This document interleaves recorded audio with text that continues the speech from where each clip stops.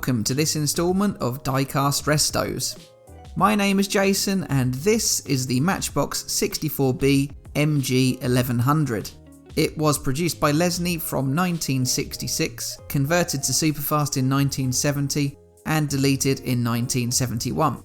You may be thinking that this example looks half decent, but the biggest problem with it is the corroding base, which incorporates the grille, the bumpers and the headlights. The axles are a little rusted up too, while the paintwork, although on first glance looks okay, is covered in a sticky residue. Otherwise, it is complete with tow hook, unbroken windscreen, driver and dog all intact. In the photos, you can see clearly the paint blemishes and also that horrible corroded metalwork. That will take a lot of polishing to sort out. Even the wording on the base isn't that clear. Here is a real-life MG1100, which was also known by its code name ADO16. I've mentioned the BMC ADO16 previously, as it replaced the Wolseley 1500, a model I restored back in January. It was known by the code name as it represented the British Motor Corporation's family of small cars, sold under 6 different British marques and as Innocenti in the Italian market. The vehicle was designed by original Mini designer Sir Alec Isigonis and was launched under the MG and Morris brands in 1962. Now it is time for me to remove that sticky green paint.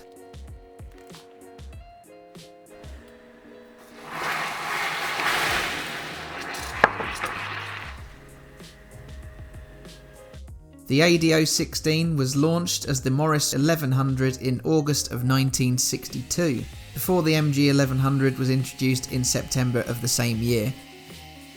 The MG differed from the Morris in that it had twin carburettors fitted. Following that, the car was rebadged as the Austin 1100 in August 1963, then the Van den Pla Princess 1100 in October 1963, and finally the Wolseley 1100 and Riley Kestrel, both in 1965. The version this model is based on is the Mark I, produced until 1967 exclusively with the 1100cc engine, though the ADO range was given a 1.3 litre unit in later marques. It was a front-engined, front-wheel drive car, unlike most of its competitors at the time. Initially, it was a 4-door saloon, but in 1966, a 3-door station wagon was available. MG and Morris badged cars were discontinued in 1971, but Austin and Van den Pla versions continued until 1974.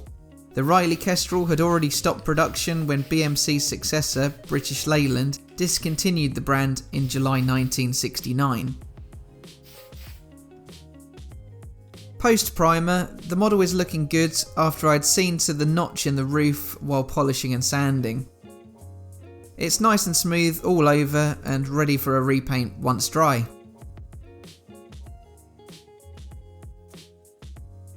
Here is the dusty ivory coloured plastic interior that's ready for a clean along with the other plastic parts.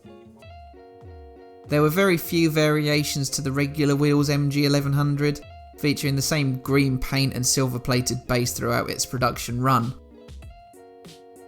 The Superfast models came in a mid-metallic blue with slight variations on shade, but there are rare green Superfast versions and pre-production models that came in red.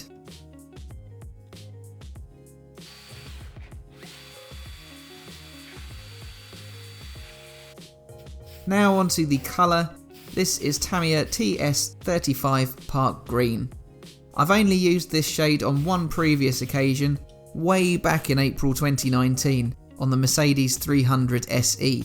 In my mind, it didn't really suit an upmarket brand such as Mercedes, but I think it suits this MG a lot better. MG's origins stretch back to 1924, when rebodied Morris cars were sold from Morris garages in Oxford. In 1928, the company had grown enough to become the MG Car Company. Then in 1935, MG was sold to Morris Motors, and it was absorbed into the British Motor Corporation in 1952. Aside from rebadged vehicles, MG also sold small sports cars, including the Midget, MGA, MGB, MGC and MGB GT. Lots of letters going on there. During the nationalisation period under British Leyland, MG became almost dormant, with no new models produced in the 1970s. In 1980, MG's factory in Abingdon was closed and BL temporarily abandoned the MG marque. Through the 80s, the MG marque was revived on a sportier versions of Austin Rover's Maestro, Metro and Montego models. The brand was sold off multiple times over the following years, with few to no new models launched. In 2005, Chinese firm Nanjing Automobile Group purchased the rights to MG, and now under the ownership of Shanghai Automobile Industry Corporation, MG once again sold vehicles in the UK. The company have become the largest importer of Chinese-made vehicles into the country. It's still a far cry from the heyday of producing brilliant British sports cars such as the MGA, MGB and so on. I will at some point tackle the restorations of the MG sports cars in the Matchbox range, but I thought that this more depressing state of the company is best disclosed in a video featuring a rebadged model, essentially what MG sell now. So here, as I finalise my build, I've popped in the cleaned up glass and placed the plastic interior into position. I've got the clear suspension piece already in situ, and now I can put the polished base back into the model.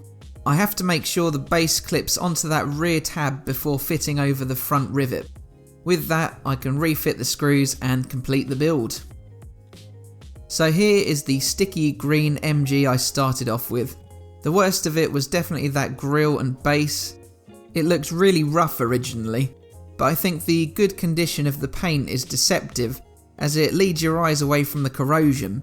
That said, at this distance you could hardly say the paint condition was good, but that may be subjective as I'd felt that horrible sticky surface. Anyway, this is what it looks like now. The model has been repainted in a nice new shade of TS35 Park Green that in my opinion not only matches the original shade, it also pops that little bit more too. The wheels have been gloss coated with Citadel and the glass has been polished with Autosol. The interior has cleaned up as well as anything originally off-white could, and those bulbous hubs have been treated with chrome paint. Best of all though, that grille. It's a new dimension of shininess that previously seemed a whole world away. Who'd have thought that with some polishing and sanding and a touch of chrome paint, the grille and base could look this good again. Anyway, that'll be it from me for today. Please like, share and subscribe, and I'll see you again for the next one. Bye for now.